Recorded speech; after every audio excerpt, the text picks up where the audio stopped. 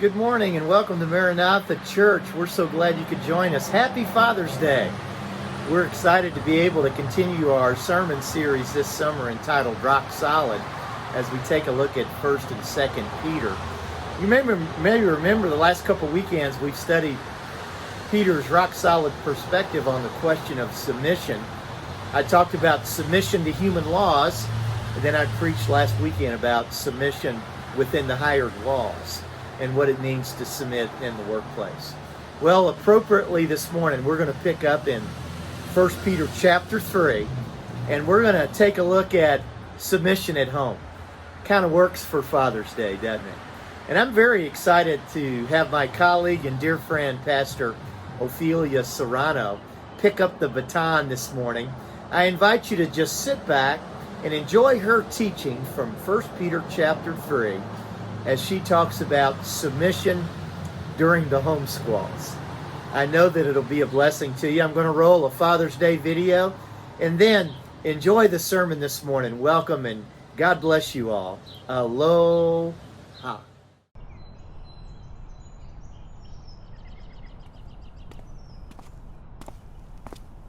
Happy Father's Day, neighbor. Happy Father's Day. Yeah, it's a family tradition. Wear your Father's Day gifts all day. You wore that to church this morning? Indeed I did. Yeah, it was cute when they were kids, and now they're just trying to humiliate me. Get out. I wish I could. But humiliation is their love language. So, how about you? My teenage daughter got me a coupon for a mani-pedi. I love a good mani-pedi. No, you don't get it. She wants me to take her to get a mani-pedi so I can pay for the mani-pedi.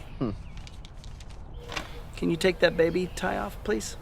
That's what's bothering you about this ensemble? I just can't talk to you with it on. How about your boy? He got me a Love Me Tender trout. Fish me tender, fish me sweet,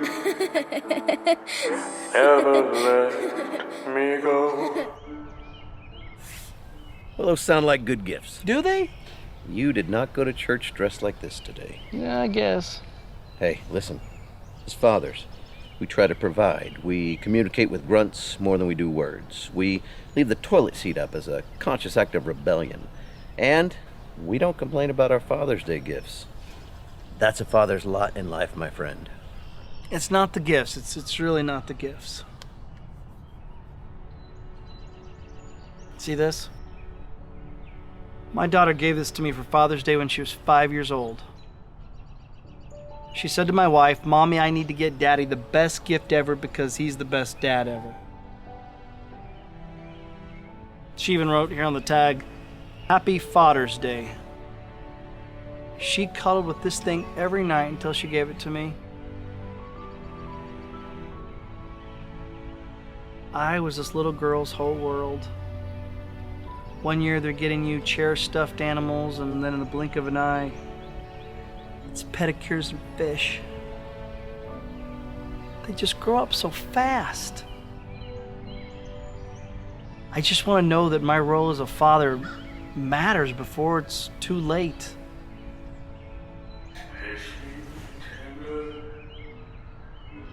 I am going to get that fish a reservation at Heartbreak Hotel. Our pastor this morning at church said, scripture, a child's glory is their father. That sums it up. That's all I want to be. Just want to make my kids proud, encourage them. Just be the man God called me to be. Hey, Dad. Duty calls. Hey, you are your kid's glory. Your daughter, she's not looking for a freebie. She's saying she wants to spend time with you. And your son, he thinks you have a good sense of humor. I am pretty sure that your kids still think you're the greatest dad ever. Happy Father's Day. Happy Father's Day. Hashtag dads are awesome. Hashtag dads are awesome.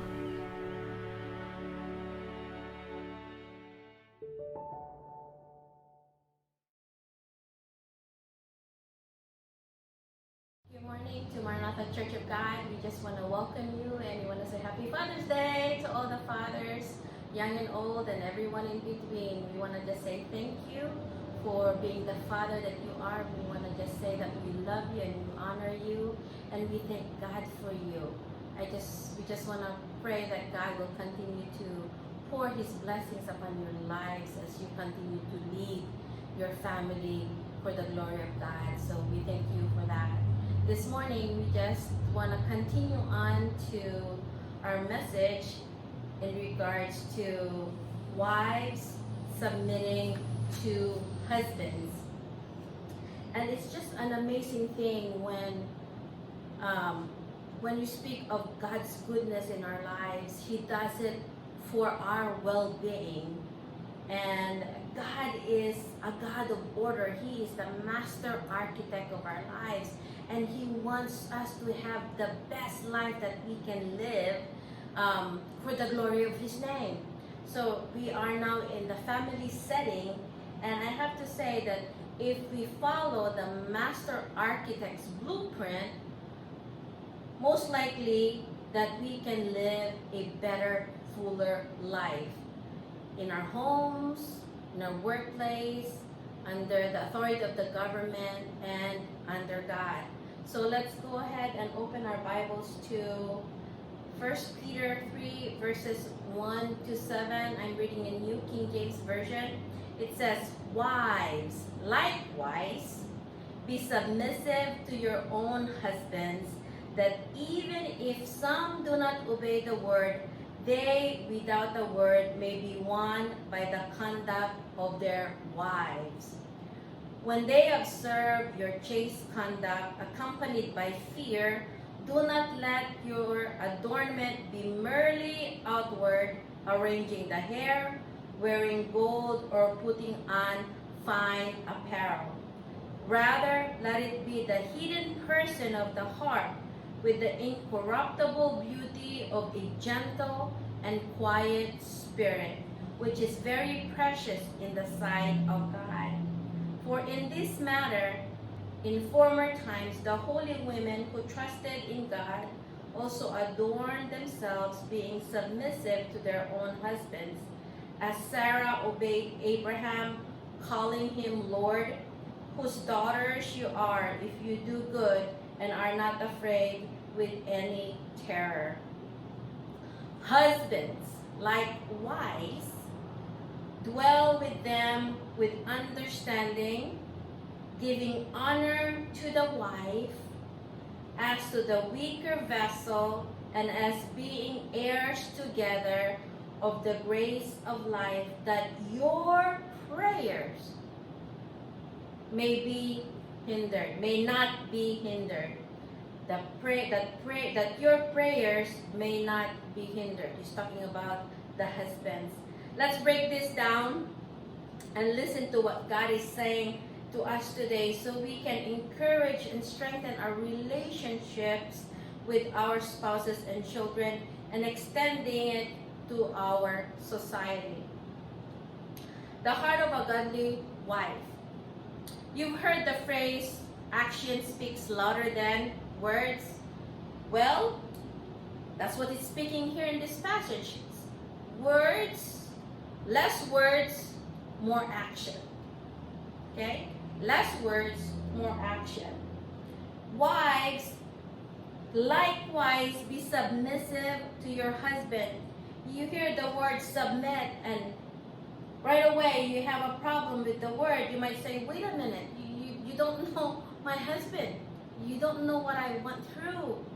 I came from a culture that put heavy emphasis on submission and respect to husband, elders, and parents.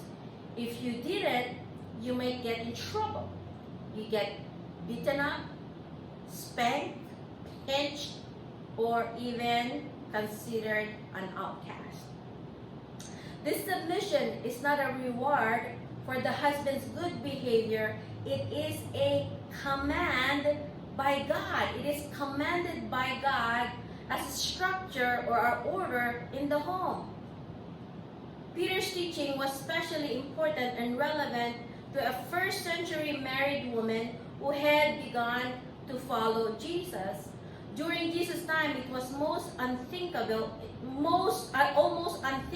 for a wife to follow a different religion than her husband. So questions are being asked. What now? I believe in Jesus, but I am living in a home where my husband does not believe. Well, should I leave the home? Should I leave the husband? Should I change my behavior towards him? How can I influence my husband to follow me in Christ? How can I make him understand? Well, Peter's teaching says, likewise, he is telling the wives to submit just like how he's spoken to the government and employer. Okay? Proper submission in the home follows the same guidelines, blueprint, protocol, principles of submission as towards our government and our employer, regardless of being good or bad. The call for submission is not just a call for love and considerate action. It is called to take the place of submission to authority. We need to have a changed heart towards submission in looking that when we submit, we are coming under the authority of the headship of our husbands. Okay? Jesus submitted himself to unfairness of treatment towards him. Okay? In 1 Peter 2:21-25, Jesus is our example. He went to the cross. He submitted himself to the Father's will. This submission of Jesus was not a submission of inferior to superior, because of Jesus and the Father are equal, but rather it was the joyful, loving submission of a son to a father's will. You see, the Godhead should be an example of human relationships. Wives who submit to husband is coming under subject to the authority of leadership in the home. This is not male domination, you guys. This is not about male domination. Do as I say. I have control over you. The alpha male mentality. No, it's not. It's not husband being better than wife. It's not about male superiority. It's God's design for order in the home. Jesus submitted to his parents, and yet he is God. Jesus submitted to God the Father, yet they are equal. Does that make sense? Wives are meant to be a good, positive, can I say that again? Good, positive influence to the husband. She has to be a good, positive influence to the husband. She has the power to do so in a loving way.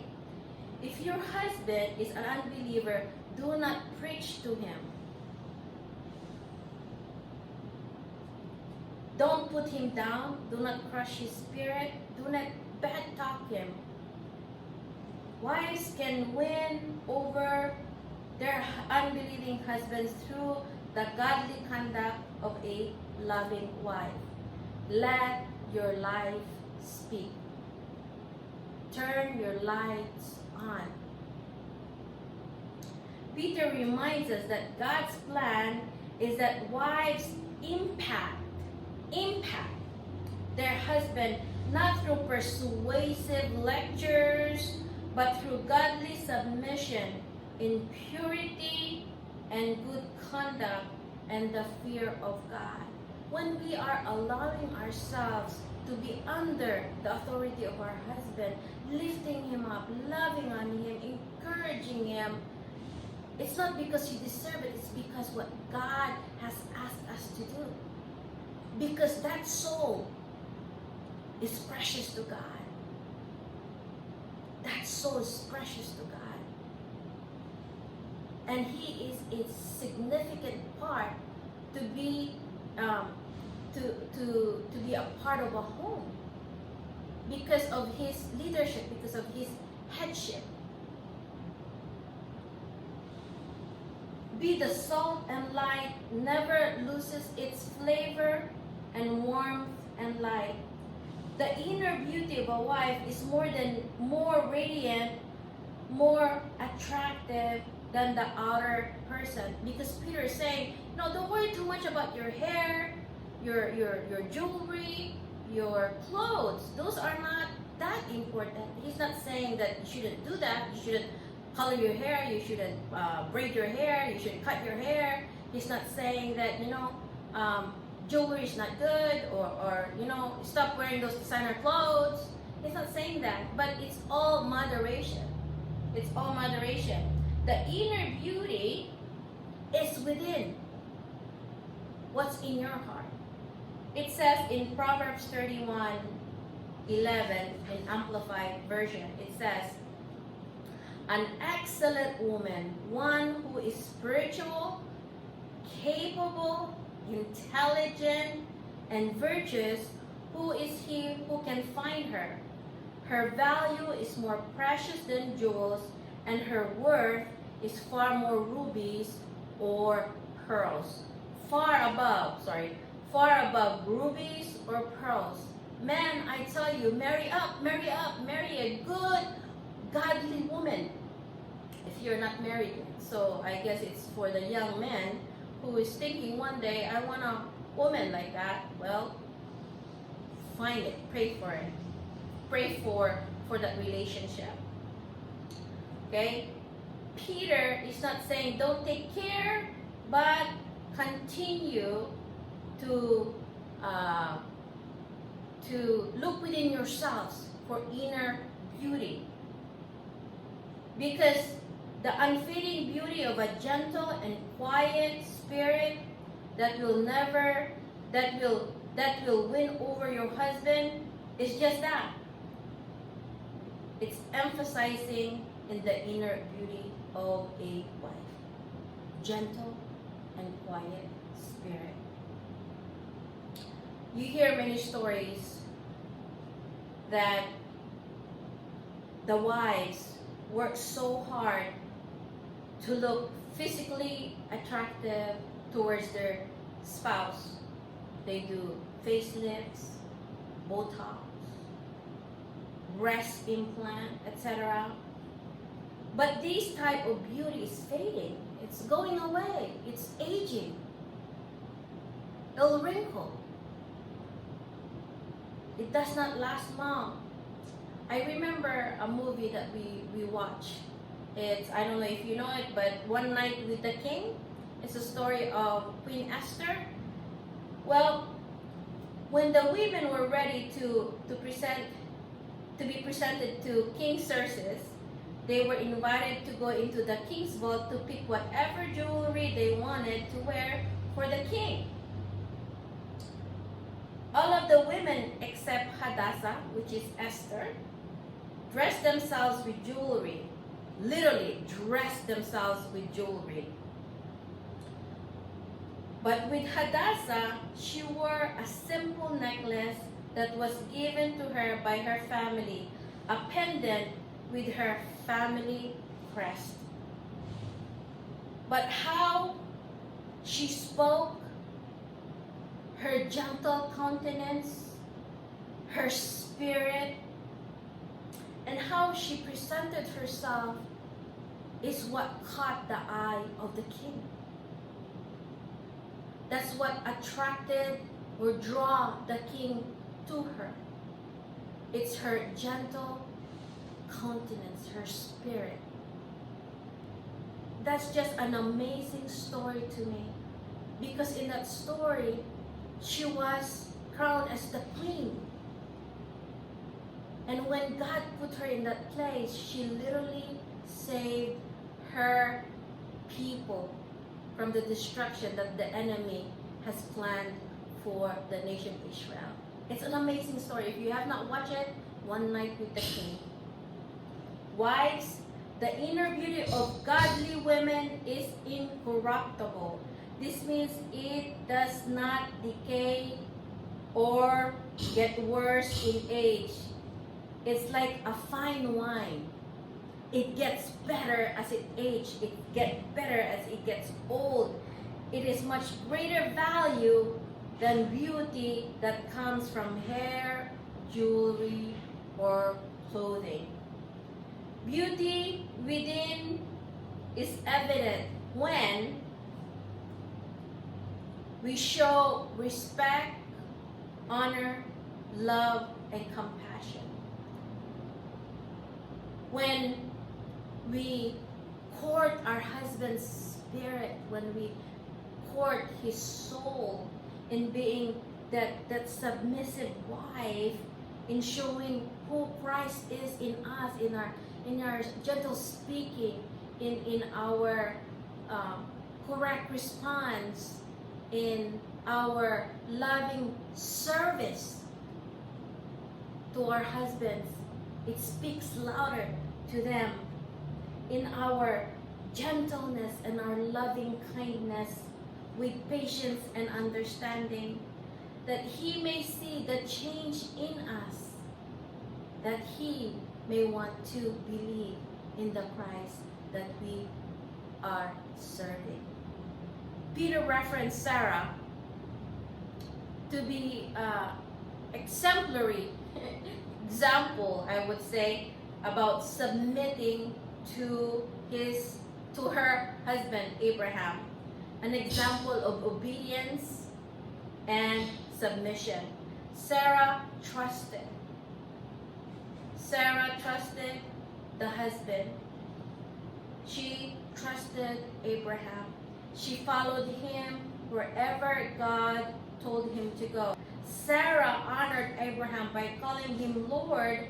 Sarah's action honored God and submitted herself under God's authority that was established through her husband. And lastly, here he comes in verse 7. Husbands, likewise, dwell with them with understanding, giving honor to the wife as to the weaker vessel, and as being heirs together of the grace of God, that your prayers may not be hindered. Need I say more? A godly husband lives with his wife. That's what it says. He doesn't just share a house, but truly lives with her. Ephesians 5, verse 28, it says, so husbands ought to love their own wives as their own bodies. He who loves his wife loves himself. The godly husband understands the importance of unity and oneness God has established between a husband and a wife. He says that he has to be understanding towards her. Many husbands would say, oh, I throw in the towel. I don't understand women. Well, guess what, guys? You don't need to understand all women. All you need to do is understand one woman, your wife. Peter is saying, live with your wife according to knowledge. Get to know her. Husbands should be a student of their wives. Understand, understand your wife. Seek to become good students of your wife and how to love her. Remember the word happy wife, happy life? Well, isn't that what he's saying here? What will get to know her? What will bring a smile to her face?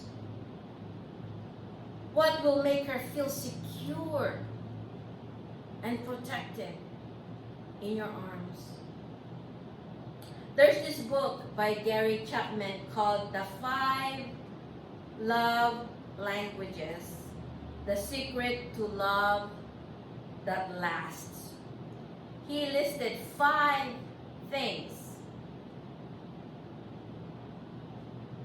1 is words of affirmation. 2nd is quality time. 3rd, receiving gifts. 4, acts of service. And the last one is physical touch. Find your wife's love language. It's not too late. Study her, get to know her, speak to her. We don't have any problem talking, husbands. We don't have any problem talking. You just have to be better listeners. Don't give her flowers to show how you love her when she'd rather have a time with you, a quality time with you. Don't buy her a ticket to Bahamas when she'd rather you change her tires of her car. All wives would love to hear their husband says to them, I love you, honey. I'm proud of you. I'm so grateful for you. You are great. You did an awesome job. Thank you. Now, those words just melts my heart. It melts my heart. Because when you speak those words, it speaks love to me. It speaks importance, that I am important in your life. That I come first. That what I do matters to you. Many husbands, however, fails to understand their wives.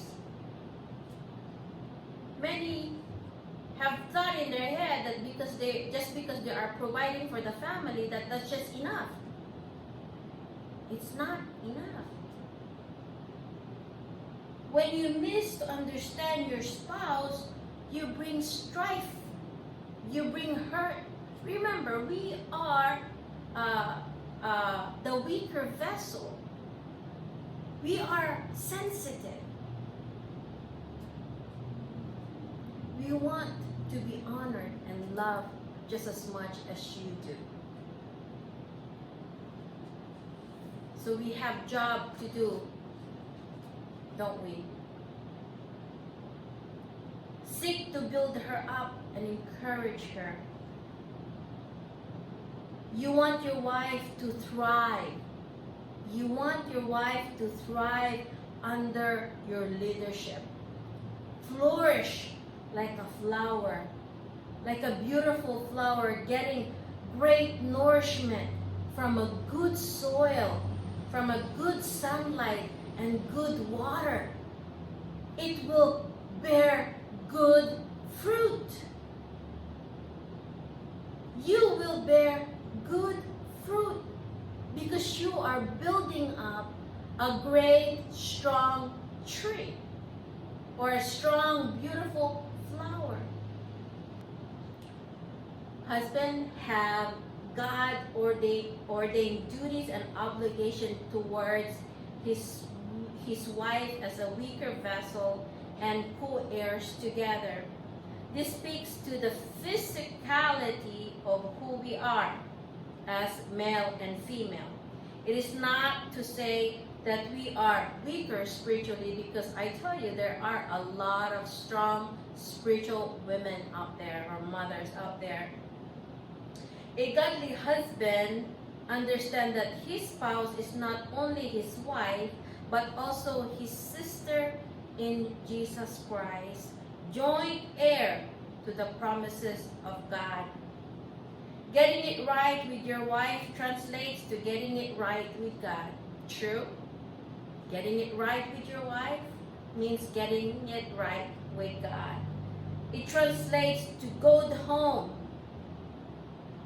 It translates to good family, good parents. Now we are ready for kids. We have established a good wife. We have established a great husband. We've established a submissive wife. We have a father that is loving and humble and strong. What do you think your kids would do when they see a home like that? Good parents raises good kids. Good kids go out in the world and become good citizens that have fear of the Lord, that has the fear of the Lord. Fathers are a calling or a gift that's been given to you. It's a lot of responsibility, but it's an honor to be called a father. Because not everybody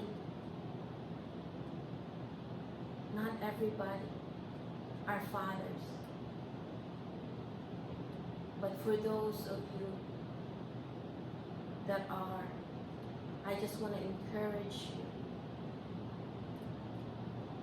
to read the Word of God, to live up to the expectations of God, so that you can do the job that was given to you as fathers, as leaders in the home, to raise your children in the fear of the Lord, to be a part of the society that will change it, to be influencers, to be builders, to be peacemakers.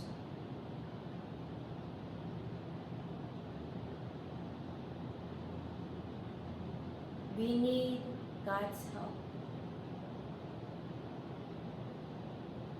And in our last passage it says that the prayer of the fathers may not be hindered when we are following the blueprint that God has in place in our government, in our employment, in our homes.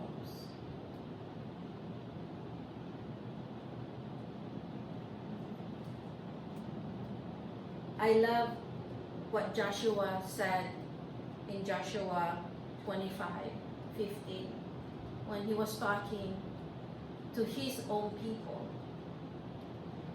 He says, choose you this day who you want to serve. But as for me and my house, we will serve the Lord. Happy Father's Day. May God bless you.